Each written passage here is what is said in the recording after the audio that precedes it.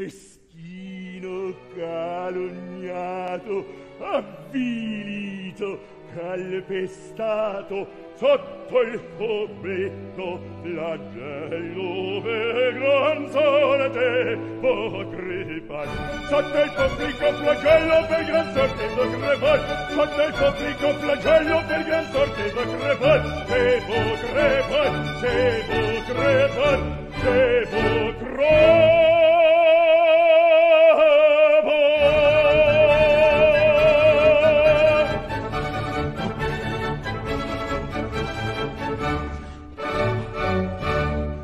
Vocês ouviram um pedaço, um trecho da área da calúnia da ópera de Gioachino Rossini, O Barbeiro de Sevilha.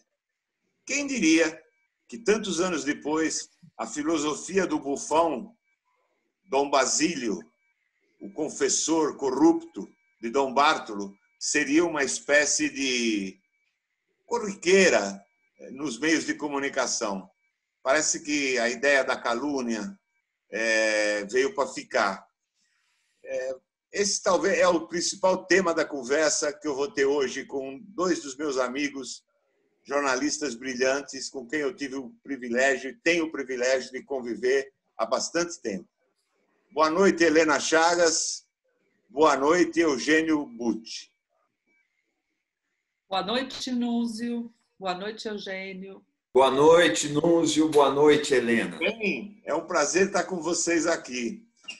Então, eu queria começar conversando com vocês sobre essa versão moderna da calúnia da Comédie de l'Arte, que se chama fake news. O que vocês acham? Isso veio para ficar? É uma doença? Tem remédio? Olha, eu acho que tem remédio, sim, mas não é fácil, né? Acho que veio para ficar e nós vamos estar sempre tomando o remédio. E o remédio é o esclarecimento das pessoas, a educação das pessoas, é ensinar o cidadão a perceber quando uma notícia é falsa e quando outra é verdadeira. Isso parece meio utópico, né?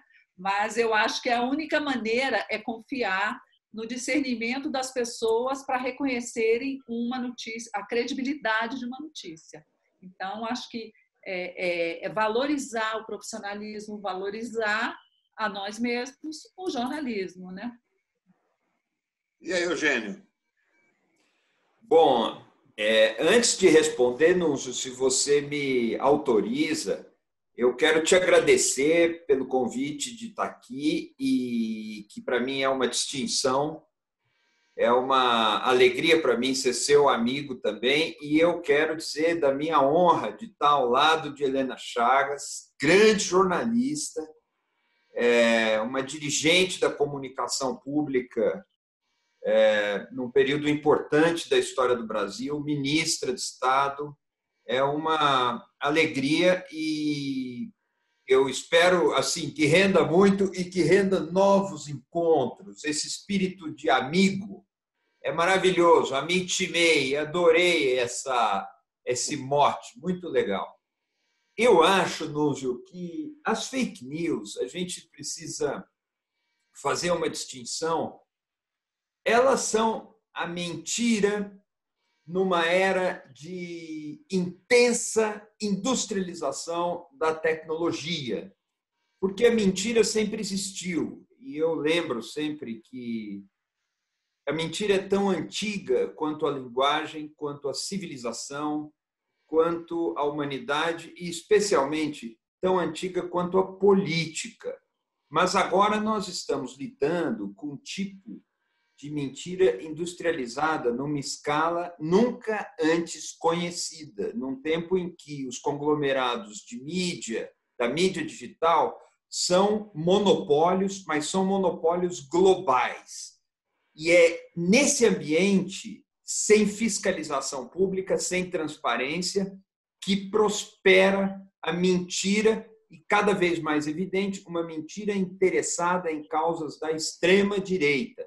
E isso vai ser difícil. Nós vamos conseguir resolver isso com quebra de monopólios. A democracia precisa tomar fôlego, precisa tomar atitudes. Aí sim, mas é uma doença política da nossa civilização que é muito grave. Eu queria expor para vocês uma situação que foi contada para o nosso amigo Fernando Haddad no programa da semana passada, pela professora Esther Solano. Ela dizia o seguinte, que vocês lembram da famosa mamadeira de piroca na campanha eleitoral, né?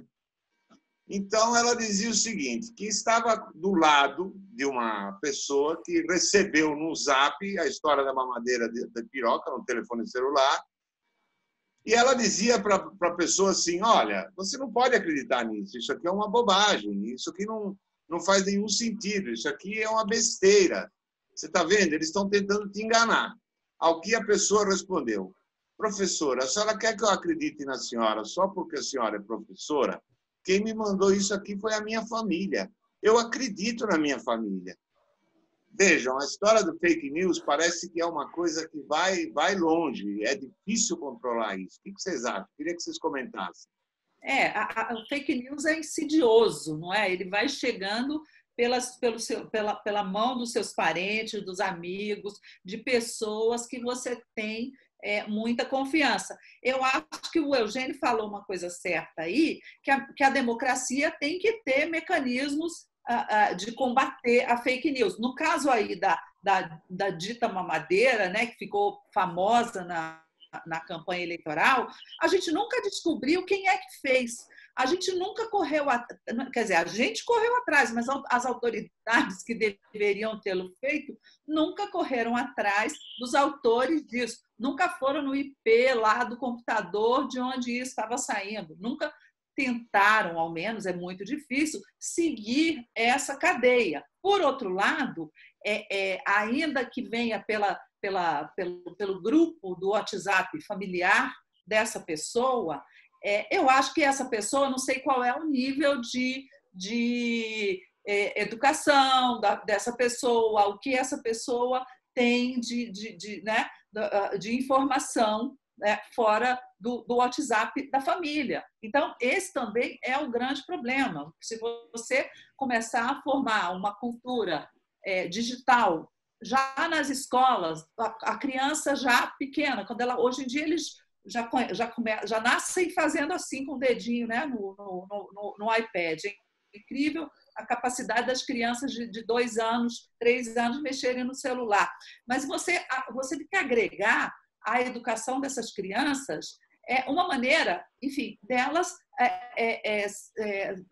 terem fontes confiáveis, delas saberem em quem que elas confiam. Uma coisa curiosa que aconteceu, Eugênio aqui entende muito mais disso do que eu, porque está aí na academia, mas algumas pesquisas começaram a detectar que durante a pandemia a credibilidade dos veículos, digamos assim, dos jornalões na internet, né, cresceu, as pessoas começaram a dizer que se informavam mais pelos sites, pelos grandes sites que são ligados a grandes jornais, do que pelas redes sociais. Não sei se isso foi uma coisa muito pontual, pequena, incipiente, mas que pode mostrar um processo um pouco salutar, né? Embora tenha muita fake news na pandemia, das pessoas falando, opa, é doença, então eu vou lá no site do UOL para ver se ele está dando isso que a minha prima me mandou no WhatsApp. É um tipo de reação, né? Quem sabe? O que você acha, Eugênio? Não, eu gostei muito da resposta da Helena e vou exatamente comentar a partir da deixa dela sobre essas pesquisas. Antes de entrar nas pesquisas, no entanto, eu gostaria de lembrar uma coisa que ela também disse, que no tempo da mamadeira de reticências, porque eu não gosto de falar palavrão, mas a mamadeira reticências, mamadeira asterisco, mamadeira de P asterisco, não se achou de onde vem aquilo. Essa constatação é fundamental, porque quando os jornais erram, as redações profissionais erram, os sites noticiosos, as emissoras de rádio, emissoras de televisão erram, nós podemos escrever uma mensagem, fazer um telefonema, ir ao Ministério Público, entrar com uma ação, porque essas pessoas têm endereço certo e sabido e são responsabilizáveis. É verdade que a imprensa no Brasil, em todo lugar, publica inverdades. Por vezes se presta a notícias que são desastrosas.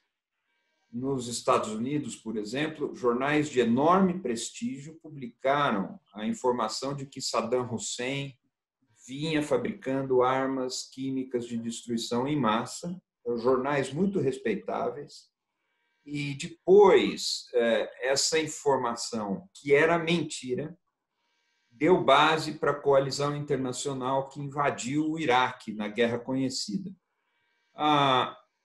Depois, esses jornais pediram desculpa, eles publicaram uma informação falsa, pediram desculpas e assumiram o erro e fizeram a devida autocrítica, que é sempre necessária quando estamos falando de um debate entre seres racionais. Agora, na indústria das fake news, você não sabe de onde aquilo vem. São os parentes que repassam. É verdade. A Esther Solano, no tipo de pesquisa que ela faz, que você citou, ela flagra isso muito bem, porque ela vai à casa das pessoas, nas periferias, e tem longas conversas com essas pessoas. Mas de onde vem aquilo? Então, é uma pessoa que passa para outra, mas aquilo é fabricado. E aquilo é fabricado em centros de produção clandestinos, ilegais, não registrados. Ninguém sabe onde fica. E é um dinheirão envolvido aí. E a circulação dessas inverdades, dessas fraudes, é enorme. E já há inúmeras pesquisas apontando que elas têm a capacidade de se reproduzir com muito mais velocidade que as notícias sérias. Por muitas causas em que eu não vou entrar agora, mas elas se reproduzem com mais rapidez, numa escala maior do que as notícias sérias. Então, a competição é desleal. Agora, a imprensa foi revalorizada nesse período de pandemia? Foi. Eu me lembro aqui de cabeça de duas pesquisas. Uma é do Trust Barometer, que é uma pesquisa realizada pela Edelman, uma empresa de comunicação corporativa, de comunicação institucional, de relações públicas, assessoria de imprensa, com escritórios em vários países. E eles fazem essa pesquisa em vários países. A credibilidade da imprensa vinha em declínio. Com o início da pandemia, houve uma reação e uma subida de posição da imprensa dita tradicional. Isso se refletiu um pouco mais tardiamente no Brasil, mas também se refletiu no Brasil. Uma outra pesquisa do Datafolha também mostrou um aumento da confiança nos veículos sérios, conhecidos, tradicionais, e um declínio da confiança nas redes sociais e nos WhatsApp da vida para a obtenção de informação sobre a pandemia.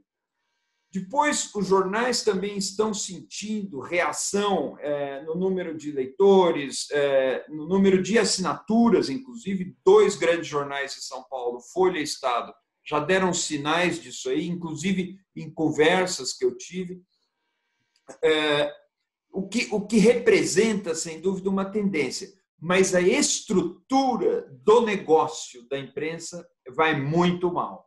Vai muito mal no Brasil e vai muito mal fora do Brasil. As redações diminuíram de tamanho drasticamente. Nos Estados Unidos se estima que o tamanho das redações, a quantidade de jornalistas, caiu por cerca da metade, um declínio de 50%. Então, outra vez, fica difícil. Mas a Helena tem razão, porque, sim, houve uma curva de revalorização da imprensa. As pessoas sabem que estão passando porcaria quando passam para diante um post falando mal do adversário político ou de quem as desagrada. Mas elas sabem que quando faz diferença entre a vida e a morte, não dá para confiar em qualquer um. Então, isso pode trazer uma percepção mais promissora para o negócio dos jornalistas. Talvez, né, Eugênio, tenha tido uma revalorização da atividade, do jornalismo, né? E não do negócio. O negócio, como você está dizendo, realmente o negócio vai ter que se reinventar. O negócio, eu acho que não tem... O atual modelo de negócio vai ter que se reinventar, mas eu acho que houve talvez uma valorização do nosso trabalho, no sentido assim, de ser uma atividade profissional e que você tem mais credibilidade do que quem não é jornalista. Talvez eu esteja vendo com óculos meio cor-de-rosa, talvez porque eu queira isso, né? Um wishful thinking. Bom, eu queria comentar aqui, se vocês me permitem, quando eu comecei no jornalismo, eu comecei na redação do Estadão, o Estadão tinha algo como entre 700 e 800 jornalistas na redação. Fora sucursais, correspondentes e a máquina toda. Hoje é impensável uma redação desse tamanho, né? É uma coisa absolutamente fora de qualquer propósito. Mas eu queria colocar para vocês o seguinte: como é que faz para controlar essa loucura? Porque eu me lembro que em 95, quando começamos a discutir a questão da revolução digital na imprensa, a gente achava que isso favoreceria o nosso trabalho de tal maneira, aumentaria a credibilidade da imprensa. Nunca poderíamos imaginar que a gente ia perder o controle disso. E outra, que uma parcela da população ia se empoderar disso, a tal da comunicação direta, né? O que você acha, Eugênio? Olha, eu conheço algumas pessoas que vêm estudando esse assunto e que têm uma vivência longa de convivência com essas novas tendências. E a impressão que me dá é muito à distância, mas ainda assim é uma impressão com algum fundamento, é que o negócio da imprensa, eu quero dizer, as empresas jornalísticas, na sua gestão empresarial mesmo, perdeu um pouco o bonde. E talvez tenha menosprezado o significado da transformação representada pela dita revolução digital, ou talvez algumas revoluções aí implicadas. Eu quero citar aqui o Caio Túlio Costa, foi ombudsman da Folha, foi secretário de redação. Foi secretário de redação da Folha, foi correspondente em Paris e foi o criador, ao lado de muito poucas pessoas, do UOL, né? Depois tocou outras coisas. O Caio Túlio fez um estudo em Colômbia, na Universidade de Colômbia, na Escola de Jornalismo da Universidade de Colômbia, em Nova York. Esse estudo foi publicado, eu acompanhei um pouco de perto, e ele aponta que as empresas jornalísticas a visão dele, teriam que perceber que precisam ser também empresas de inovação tecnológica, que a tecnologia é o negócio delas também. Aí tem um parênteses muito interessante. Não sei o que vocês vão achar, Núncio e Helena, mas veja só. Quando derrubou o Nixon, o Washington Post tinha mais de 1.000 jornalistas na redação. Isso em 1974. Mas a Watergate é uma cobertura que se estende de 72 a 74 e era um grande jornal na capital dos Estados Unidos. Depois ele vai mal das pernas, declina no longo curso e recentemente ele foi comprado pelo dono da Amazon, que é o Jeff Bezos, comprado por uma bagatela, foram 250 milhões de dólares, ele comprou o Washington Post e comprou outros jornais juntos. E o Bezos é um cara, é um empreendedor, é um empresário, é um capitalista, é hoje o homem mais rico do mundo. exatamente da área de informática, uma indústria que eu chamo indústria da extração do olhar, mas isso é uma outra conversa. Ele é um campeão disso aí. Hoje o New York Times é uma redação revigorada.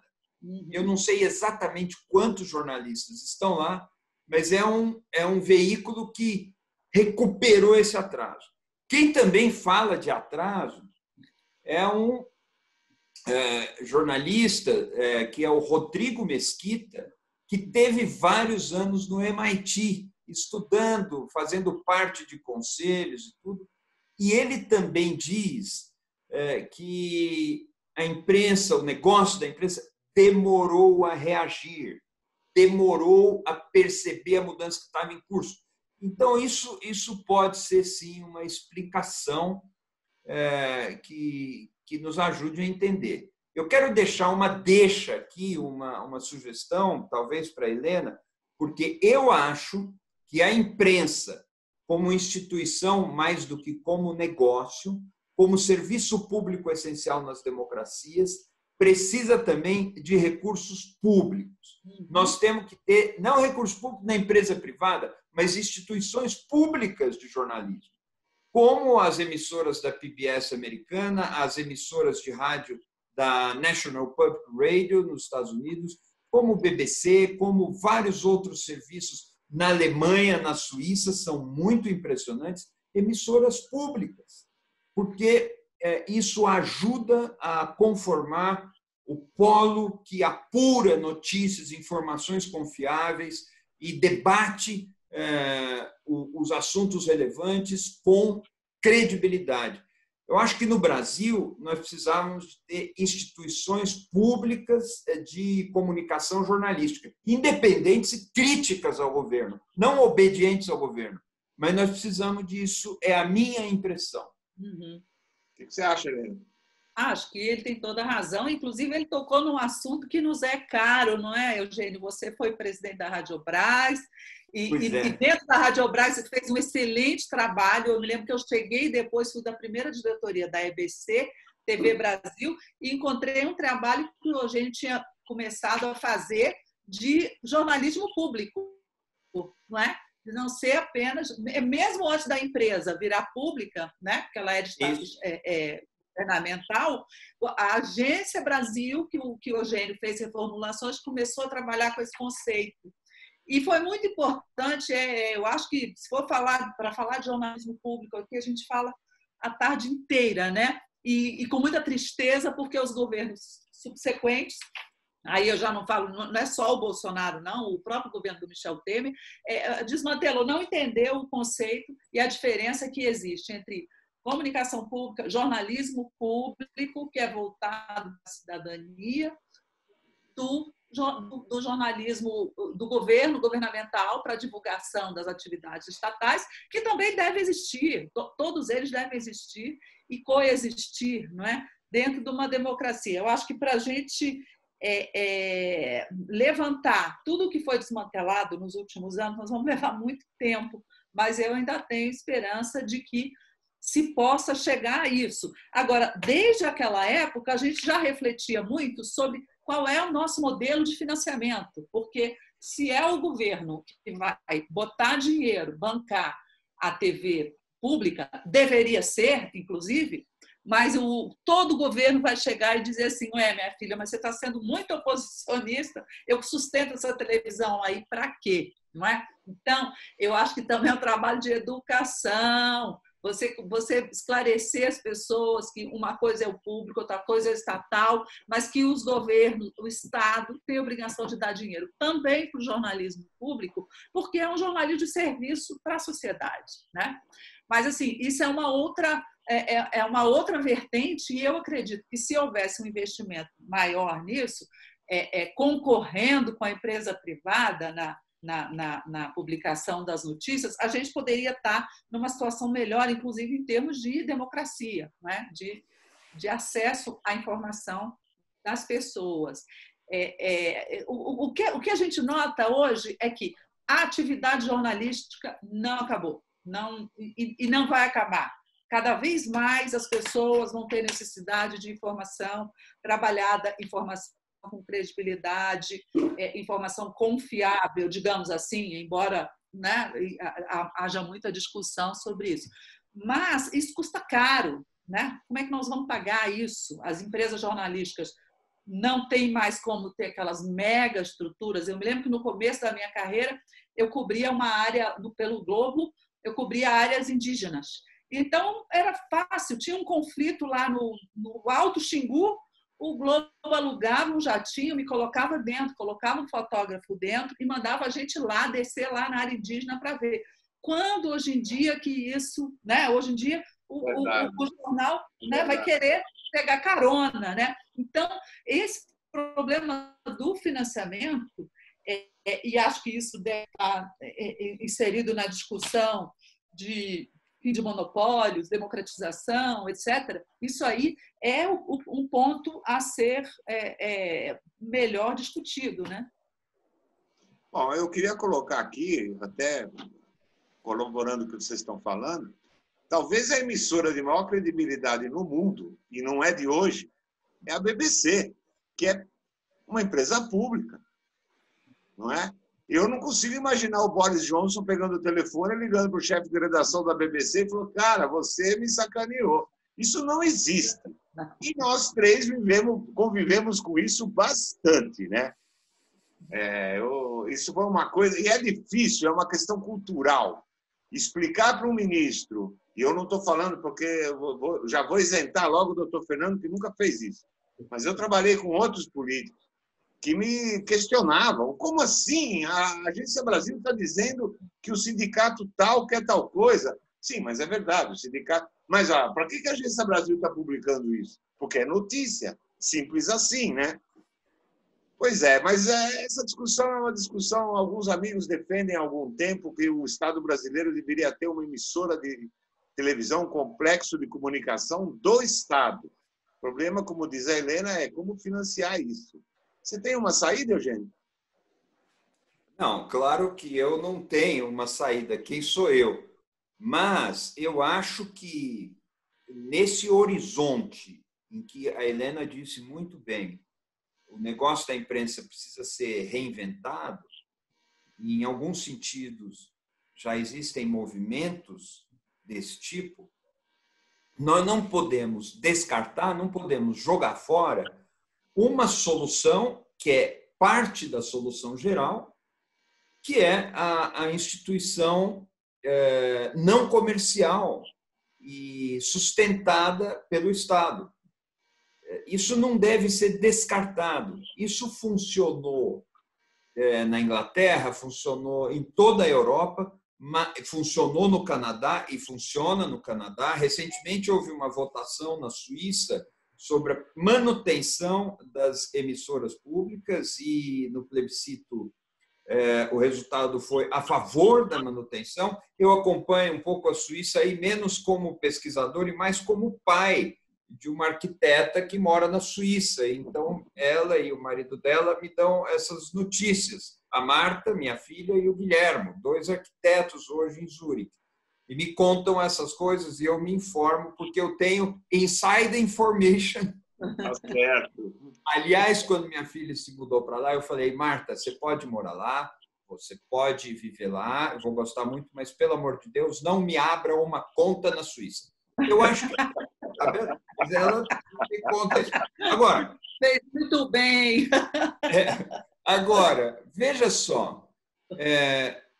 Então, parte da saída é entender que a informação jornalística é um serviço público, ela é um serviço indispensável para o funcionamento da democracia, e isso também a gente aprende olhando o passado, não só o futuro. O passado desses países todos que mantêm instituições sólidas e que trabalham com altíssima credibilidade, o Nilson tem toda a razão, mas no Brasil mesmo a imprensa funciona com subsídios. Eu posso falar, por exemplo, do papel imprensa. Ele é um papel que, historicamente, tem algum tipo de renúncia fiscal que estimula a indústria da imprensa, mas existem outros tipos. outras figuras, outras ferramentas pelas quais o Estado apoia o negócio da imprensa. E a informação jornalística, se nós a conceituamos como um serviço público essencial, ela precisa ser independente e ela precisa ser também sustentada publicamente.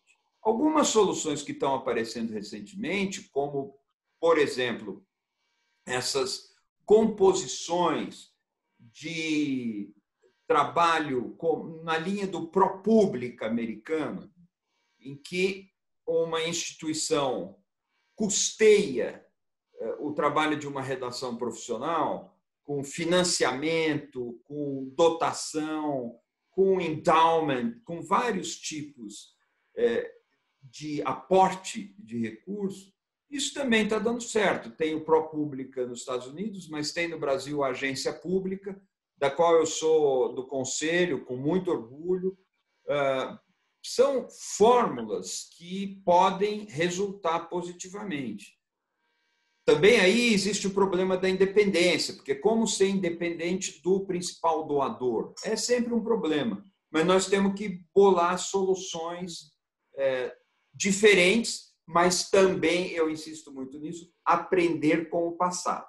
E a comunicação pública, de instituições públicas, independentes, críticas, não governamentais, pode ser um caminho entre vários outros. Eu ia dizer, até ia pedir para vocês comentarem, a imprensa brasileira é uma coisa engraçada. Ela apanha da direita, apanha da esquerda, apanha de todo mundo. Mas essa pandemia tem mostrado uma competência impressionante. Os jornais estão se superando na publicação de artigos, de estatísticas, de números. Os portais dos grandes veículos mantêm a informação up-to-date e a televisão brilha, né? A televisão brilha com informações 24 horas. Incrível o poder que a imprensa brasileira revelou e a competência, né, que ela tem revelado. O que vocês acham? Eu acho que na cobertura da pandemia, eu acho que tem sido bom, porque a imprensa brasileira ela tem uma qualidade técnica, ela tem profissionais muito competentes, muito bons, ela tem como fazer grandes coberturas. Eu acho que a cobertura da pandemia está sendo boa e acho que está tendo um retorno ali de audiência também importante, né, para as emissoras de televisão. Nós estamos vivendo um momento muito diferente, muito especial.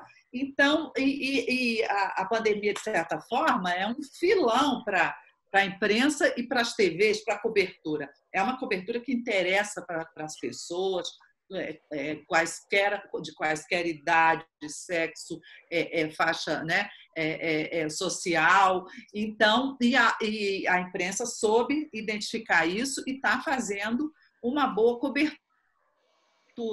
Agora, acho também que ela está tentando, eu não sei, às vezes eu fico pensando se isso não tivesse inserido no meio de uma politização imensa que está havendo por parte do presidente da República, por parte dos governadores, não é? Por parte dos atores envolvidos no combate ao coronavírus, né? E nós estamos vivendo coisas que nós nunca imaginávamos, né? Que fôssemos viver, reportando coisas que nunca imaginávamos que fôssemos reportar. Quando você vê um repórter de máscara ali na porta do Palácio da Alvorada, né? É impensável, inimaginável. Então, eu fico pensando se uma parte da imprensa não está pegando um pouco a pandemia também como uma maneira de se posicionar ali politicamente em relação ao governo Bolsonaro. O Bolsonaro tomou uma atitude de negação da pandemia, não é nada disso, é uma gripezinha, é uma bobagem, lógico, isso foi uma coisa totalmente irresponsável por parte de uma autoridade do presidente da República. Graças a Deus nós temos a imprensa para mostrar que isso é irresponsável, para mostrar os números, mas por um lado, eu não sei se eu estaria sendo maldosa, Eu acho que está tendo um gostinho da mídia de entrar nessa briga. A pandemia virou um cenário ali da briga da imprensa com o governo Bolsonaro, que não é de hoje, que é desde que ele começou, mas eu acho que é mais um capítulo. A imprensa dizendo, olha, a pandemia é isso tudo e você, Bolsonaro, é um incompetente porque você não percebeu isso e você não está fazendo nada direito. Eu não consigo olhar a cobertura da imprensa se não for um pouco sob essa ótica nesse momento. Mas também precisa dizer, né, Helena, que ele tem ajudado bastante esse discurso, né? Totalmente. É inacreditável como ele se perde. A relação dele com a imprensa é péssima. Ele agride jornalista, fala... as coisas que ele fala não se escreve. Realmente é um desastre. Eu queria, nesse momento, fazer um intervalinho. Eu quero dizer para vocês... Não quero nem falar para ele aqui, porque senão tá. Eu queria dizer que, nesse momento, eu vou fazer um intervalo, porque a minha filha grava um quadro e eu quero fazer um brinde a todos os colegas jornalistas que estão na linha de frente. E ela vai ensinar para nós agora como é que se faz um Bloody Mary. A gente já volta.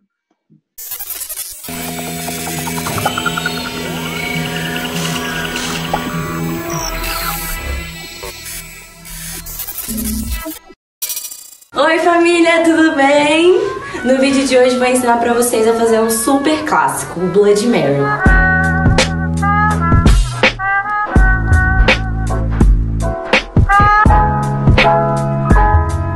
Existem muitas lendas e muitas histórias sobre o Bloody Mary, inclusive sobre o nome do drink. Alguns acreditam que o drink teve sua primeira versão na década de 20. A receita era praticamente igual, mas não ia pimenta. Nos anos 30, o ator e produtor George Russell teria criado o drink. Uma das versões mais conhecidas para o nome Bloody Mary é a lenda Maria Sangrenta, que faz parte do folclore ocidental. Para o nosso Bloody Mary, a gente vai precisar de vodka, suco de tomate, limão espremido e tempero. Eu vou fazer o tempero com vocês rapidinho, é bem fácil. Para fazer o nosso tempero, a gente vai precisar de molho inglês, tabasco ou algum molho de pimenta e sal.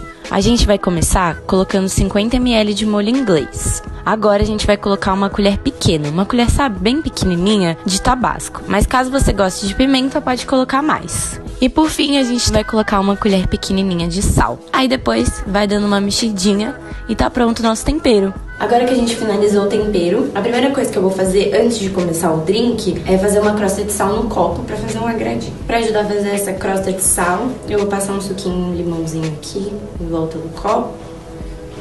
E aí eu vou começar a crostar o nosso copo. Bom, então agora eu vou começar. A primeira coisa que eu vou fazer é colocar os 10 ml de tempero. Caso você goste do seu Bloody Mary mais temperado, aí você pode colocar uns 20 ml. Vou colocar 10 ml de limão espremido. E agora eu vou colocar 100 ml de suco de tomate. Quando eu descobri isso, eu fiquei muito feliz. Dá uma chacoalhada nele assim, ó.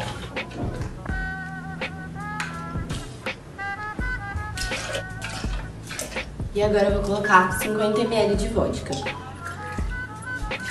Se você quiser mexer no copo, os ingredientes, não tem problema. Eu vou fazer um processo aqui que se chama throw. Esse processo é melhor porque ele integra os ingredientes, homogeneiza esses ingredientes e ele fica com um aspecto melhor na hora de você beber.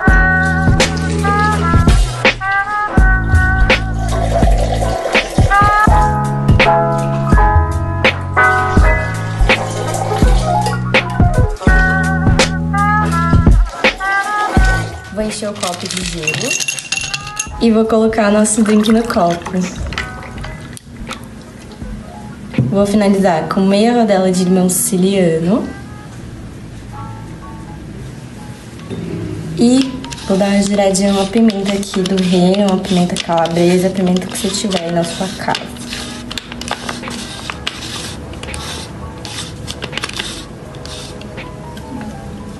E nosso Bloody tá pronto!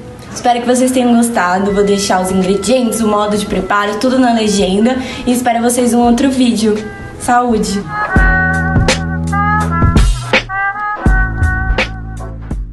Bom, vocês gostam de Bloody Mary, não? Gosta, Eugênio? adoro. Eu gosto, é claro. Não é uma delícia, né? Bom, nesse momento eu também quero fazer 2 indicações de filmes. O primeiro, já que o Eugênio citou o Washington Post, não poderia deixar de ser a produção de Alan Pakula, de 1976, Todos os Homens do Presidente. Eu diria que talvez seja um dos melhores filmes sobre reportagem que eu já vi, porque mostra exatamente relação de fontes, apuração. Quem quer saber o que é ser um jornalista político, ou, aliás, nenhum dos dois eram jornalistas políticos, né? O Bob Woodward cobria tribunal e o Carl Barnes era um colunista social. De qualquer maneira, a apuração deles é notável e o filme é muito fiel ao que foi o trabalho do Washington Post naquela situação. All the President's Men. The story of the 2 young reporters who cracked the Watergate conspiracy. White House. Howard Hunt, please. He might be in Mr. Colson's office. Who's Charles Colson? Did you know Howard Hunt? Well, the White House said he was doing some investigative work. What do you say? They stumbled into leads. Certainly it comes as no surprise to you that Howard was with the CIA. No surprise at all. They tripped over clues. We'd like to see all the material requested by the White House. All White House transactions are confidential. This whole thing is a cover-up. It's right on our nose.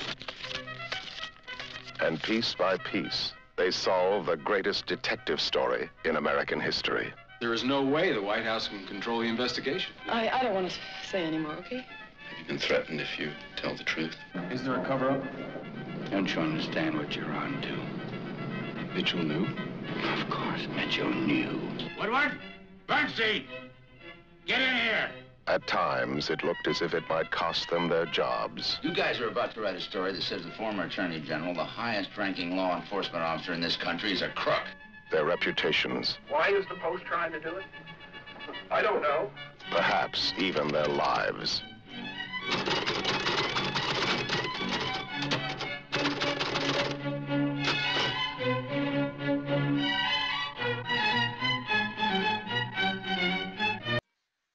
O segundo filme é uma provocação.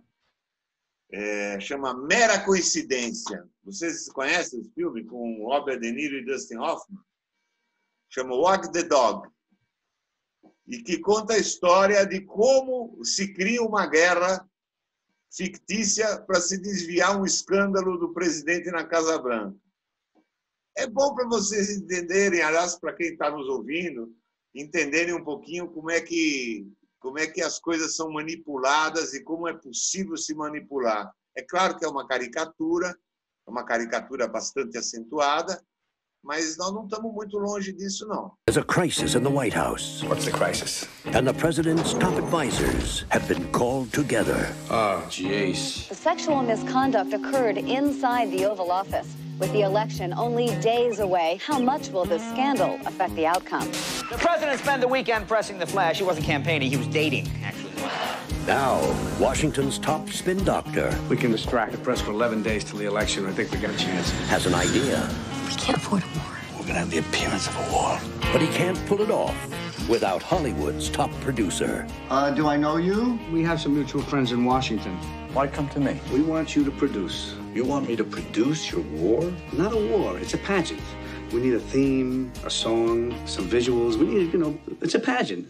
New Line Cinema presents. How close are you to this? What do you want the kid to say? All the spectacle. I know we're all concerned for the president. I know we're all concerned for the president. I know that we are all concerned for the president. He didn't sell the line. All the drama. The president's going to go to war with Albania in about 30 minutes. Albania's hard to run. These are chips. We need it for the armed position on the screen. It'll be a kitten. We'll punch it in later, right? And all the effects of real war. Okay, put the village behind her. Give me some sound of screaming. Without the casualties. America has seldom witnessed a more poignant picture of... They used the same process with the last Schwarzenegger movie. You're the man. Albania, Albania. That rhymes. I can't believe it. We forgot a hero. It was like we sent him the Christmas card and we left out the fruitcake. There you go. Sergeant Schumann, if I may, welcome to history. How are you? Anybody want a beer? Because I could party. When it's cooking, it's cooking. from Academy Award-winning director Barry Levinson. When this goes national, I get to put it on my resume? Actually, no. What could they do to me? They come home to your house and kill you. Academy Award winner Dustin Hoffman. This is politics at its finest. Academy Award winner Robert De Niro. How would you like an ambassadorship? That's my payoff. Hell, I just do it for a story to tell. Oh, no, you couldn't tell anybody. Listen, I'm just kidding. No, I mean, you couldn't tell No, it's just it's a pageant. It's a pageant, that's what it is. Wag the dog. When the fit hits the shan, somebody's going to have to stay after school. Helena, eu estava conversando outro dia com o Laerte, nosso amigo comum, e a gente falava sobre justamente a imprensa no cinema. Eu acho que o jornalista, ele é tão reportado no cinema quanto o advogado, ou quase, né? Com aquela visão romântica. O que você acha? É meio estereotipado, né? A gente que é do ramo, né?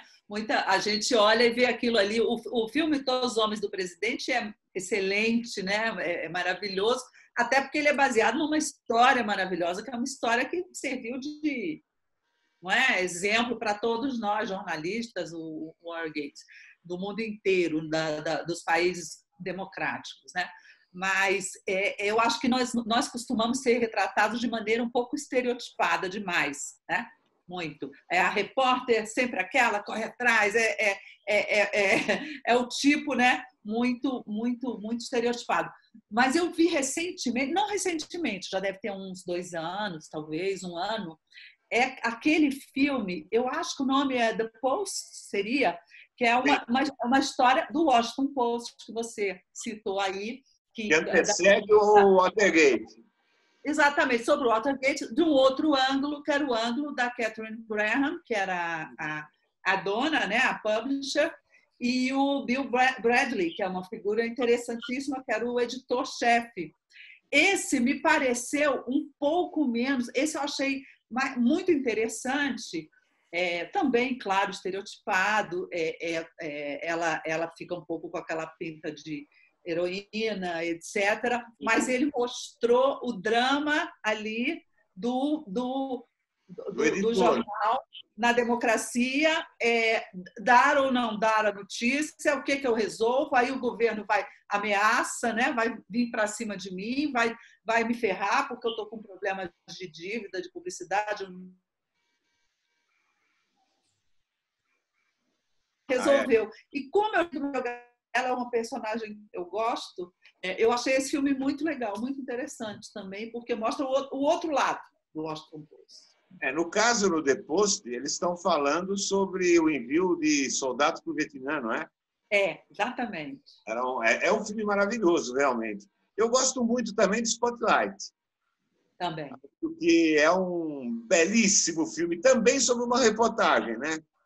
Mas... E que apresenta o Ben Bradley, que é filho do Bill Bradley, que é o editor do Boston Globe, né? Exatamente. Um belíssimo filme. Você viu algum deles, Eugênio? Eu vi os 2. Aliás, eu vi esses 4 aí. E no Post, esse filme recente, a questão é a publicação pelo Washington Post dos papéis do Pentágono, os documentos do Pentágono, né? O Pentagon Papers, que tinham sido já publicados no New York Times, em outras coisas, e existia essa questão, e o Post acaba indo para o Supremo deles, né, que é a Suprema Corte, e ganham a discussão, o que é uma conquista, graças ao Washington Post, fundamental para se assegurar uma cultura jurídica de liberdade de imprensa. Eu acho que, naquele episódio, o feito do Post é mais importante no plano jurídico do que no plano propriamente jornalístico. Porque aqueles trechos dos papéis do Pentágono, eles já tinham sido noticiados, a discussão já estava posta. Já tinha saído. É uma história muito bonita. Muito bom, sim. É muito bom. E aí os documentos do Pentágono exatamente tratavam da Guerra do Vietnã, porque é aquela história de que o Pentágono sabia que a coisa estava evoluindo muito mal no Vietnã e que era um sacrifício inútil de vidas americanas, etc. E esses documentos provavam isso. E é uma questão muito sensível, né, para o Estado e para o governo. Então, essa é a discussão. Bom, vamos voltar aqui ao nosso dia a dia. Como é que vocês estão vendo essa relação do Bolsonaro com a imprensa? Muito ruim, né? O Bolsonaro, ele é despreparado para governar. Então, a relação dele com a imprensa faz parte desse despreparo, né? Eu acho que talvez ele não tem dimensão para o cargo e ele não tem a visão de democracia que deveria ter qualquer presidente eleito, né? De saber que ele preside o país inteiro, ele preside quem votou nele, quem não votou nele, ele é obrigado a lidar com a oposição, ele é obrigado a lidar com a imprensa, ele é obrigado a lidar com forças que discordam, ele é despreparado para isso, ele não tem condições de estabelecer uma relação que não seja ou de subserviência total, ou é meu, né? Ou é meu inimigo, né?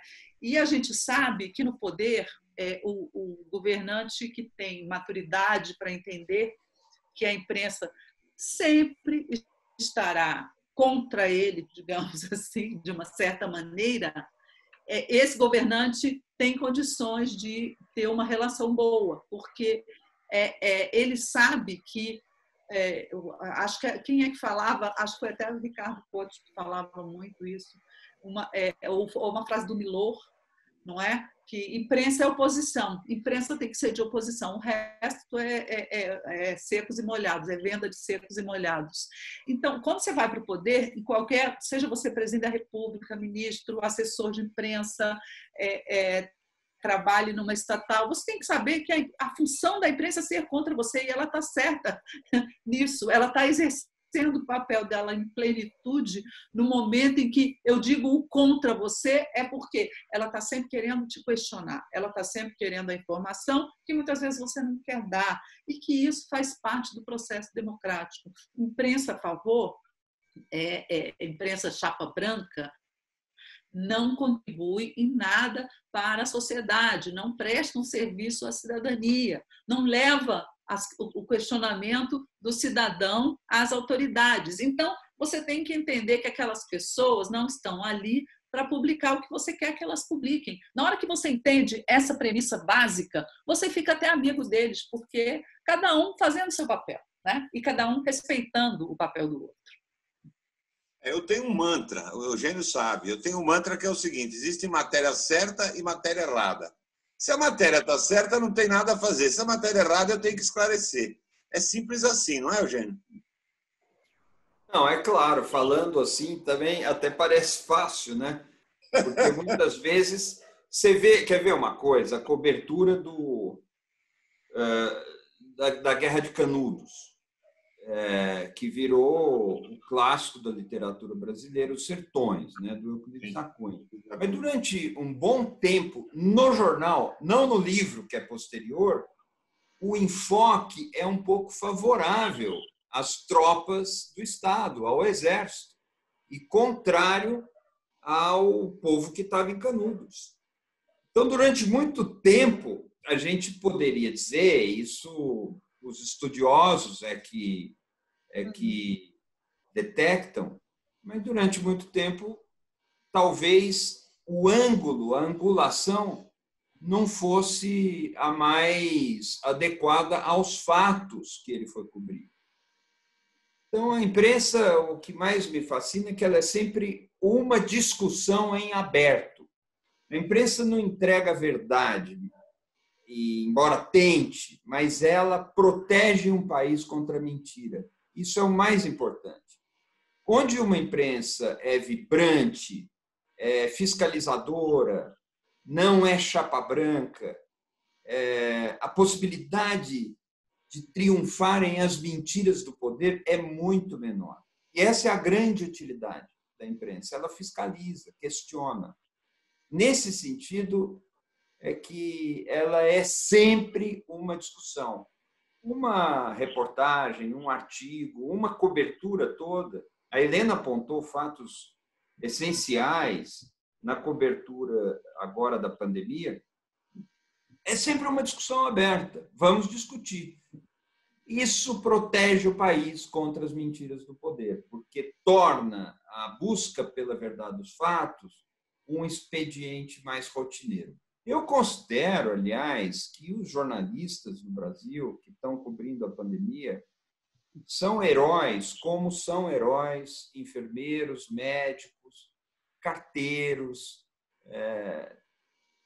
motoristas de ônibus, todas essas funções que não podem faltar, aconteça o que acontecer. Os jornalistas estão nessa linha de frente. Eu acho uma coisa notável, me dá orgulho, mais uma vez, de pertencer a essa categoria profissional, de ter minha carteira do sindicato. Eu fico orgulhoso. Coisa antiga, agora, carteira de sindicato, isso é coisa do século XIX. Mas eu não acho que o sindicato seja do século XIX. Eu tenho uma série de discordâncias, aliás, em relação... Eu acho que o sindicato e a FENAGE confundem duas profissões numa só. Assessoria de imprensa e jornalismo são profissões diferentes. É uma distância, é uma diferença que eu tenho em relação à orientação da FENAGE e do sindicato, mas eu sou sindicalizado desde o princípio, pago minha mensalidade, participo das coisas do sindicato. Acho que nós não podemos ficar sem representação sindical. Então, você vê que não apenas eu tenho minha carteirinha, mas eu sou entusiasmado. Eu acho que temos que ter. Assim como eu sou entusiasmado com a Abrage, assim como eu sou entusiasmado com o Observatório da Imprensa, que são com a ABI, que está tendo uma atuação impressionante. A ABI está se restaurando a si mesma. Eu acho importantíssimo isso aí. Mas eu acho que, assim, é dificílimo fazer a cobertura dessa pandemia e é notável o que a imprensa tem conseguido fazer. Sabe, a gente olha o Jornal Nacional e eu procuro acompanhar alguns veículos com atenção. Eu acompanho, pelo menos, a Folha e o Estado com atenção, acompanho o Jornal Nacional, acompanho algumas outras coisas. E podemos ter as restrições que quisermos, mas o Jornal Nacional tem feito um trabalho que dá um panorama sem igual do que está acontecendo na pandemia. Esse reconhecimento, acho um dever da gente. É muito importante a contribuição que o Jornal Nacional dá. E são, veja só, empresas jornalísticas tradicionais e convencionais. Vamos, num exercício de imaginação, tentar desenhar como seria acompanhar essa situação da catástrofe na saúde pública do Brasil sem o Jornal Nacional, sem Folha de São Paulo, sem o jornal Estado de São Paulo. Como seria isso? Onde estaríamos? O nosso nível de desinformação seria muito pior. E eu acho que essa pandemia é também uma pandemia da ignorância. Acho que essa pandemia mata pessoas pelo coronavírus, o novo coronavírus, e mata pessoas pelos erros e pelo desmazelo do Estado.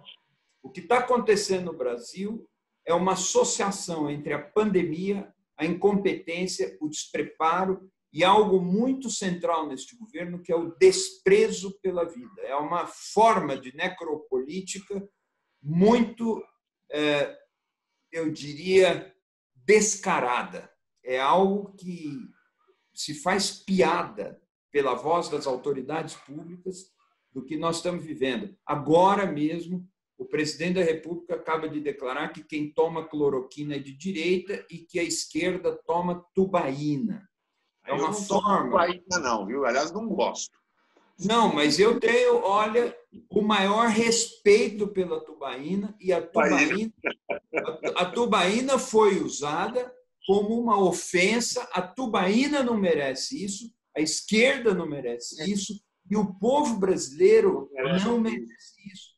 E essa perspectiva de zombar da morte, de zombar do sofrimento, essa necropolítica, né, faz um estrago federal e sem trocadilho, e a gente tem na imprensa hoje no Brasil um esteio. É impressionante. Helena, nós estamos terminando e eu preciso fazer um comercial. Eu quero dizer que eu sou assinante do Tiger Report, você me envia todo domingo, e eu considero uma das melhores peças de conjuntura que eu já li. Muito bem feito, muito feliz. Eu queria saber como é que vocês fazem isso agora, nesse momento, com dificuldade de circulação. Como é que está sendo? É você e a Lídia que fazem, né? Que alegria, viu, Núzio, você gostar do TAG. É um relatório, é uma newsletter, e nós mandamos para muitas pessoas, e, enfim, temos alguns assinantes. A gente tenta fazer análise política, mas sempre baseado em informação de bastidores. Eu acho que no dia a dia, não é? A cobertura política ela é muito completa, ela é extensa. Você tem a TV 24 horas, mas em algum momento eu acho que as pessoas precisam ter algum veículo, algum lugar em que alguém tente dar um sentido ali para aquele conjunto, o conjunto da obra, não é? Daquela semana, daquele dia, daquele episódio determinado. Então, é uma maneira da gente se reinventar, né? Fazendo jornalismo, porque não anda fácil, não é? O nosso mercado. Então, é uma das coisas que a gente tem feito, é isso. E eu queria só ressaltar aqui que eu gostei muito desse termo que o Eugênio usou, a necropolítica, porque é exatamente isso, né?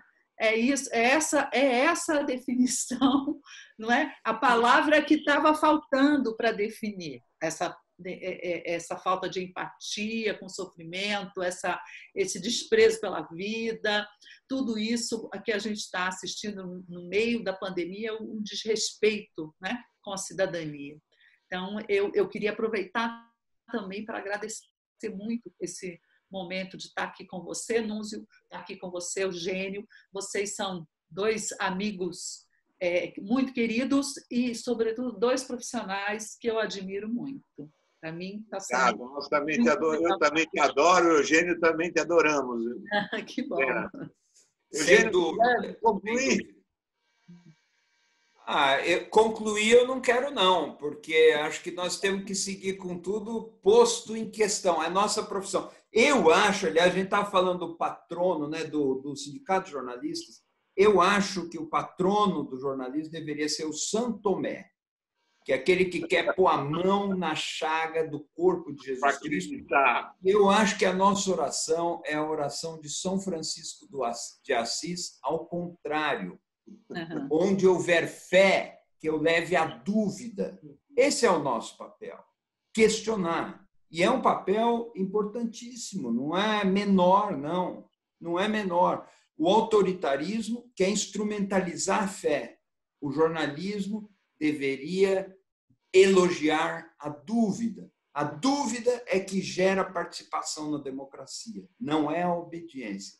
Então, não é para concluir, mas eu termino com essa expressão da minha confiança nessa profissão. Eu também adorei estar aqui com você, Helena. Acho que nós vivemos quase juntos, mas um período em que eu peguei uma parte, você pegou uma parte, importantíssimo também, que nos ensinou muito. Talvez tenha acumulado alguma cultura para um novo projeto, algumas coisas boas que podem acontecer, e o Núzio é um companheirão, viu tudo isso de muito perto. Fiquei muito feliz de participar. Gente, muito obrigado. Helena, muito obrigado. Quando for para Brasília, quero te encontrar. Um abraço forte, Eugênio. E nós vamos terminar com uma homenagem aos jornalistas. Vocês vão ver o Jerry Lewis executando numa máquina de escrever. Até a semana que vem, se Deus quiser. Um abraço.